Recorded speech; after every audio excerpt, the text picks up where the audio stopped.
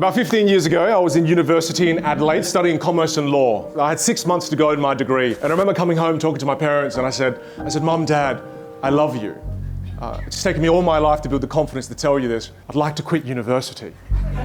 So my mum immediately starts crying. It is impossible to cry that fast. But she knew that if she cries, my dad gets pissed off. So then my dad sees her cry, rolls up his sleeves. My dad walks up to me and you know what my dad does? He goes, that's what Bruce Lee does before he kicks your ass. So I recognize the signs of danger and I say to my dad, I go, Dad, no, wait. There's this one more thing. I'm quitting commerce and law because I'd like you to also give me $100,000 on top of that so I can build a business on the internet just to teach magic tricks.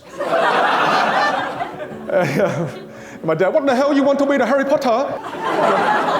Dad's super pissed at this point. He looks to my mum, who's now crying for real. He leaves me in the lounge room, and I'll never forget this. He just walks away, grabs my mum by the arm, and they walk into the kitchen. My parents come out of the kitchen about 15 minutes later, and they say something I completely don't expect. My dad is the eldest of 7 brothers.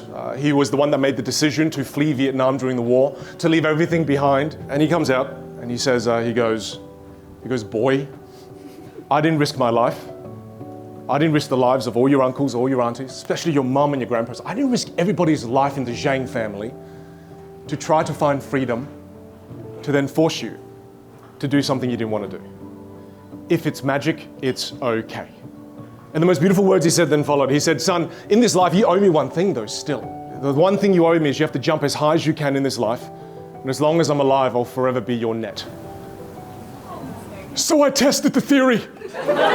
Like we all should. How strong is this net? How many times can I fall on this net?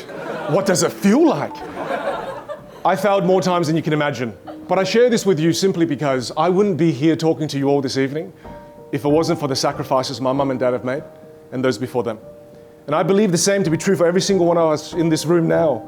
You would not be who you are, you would not be where you are if it wasn't for the sacrifices your families have made, the families you choose or the families you're born into.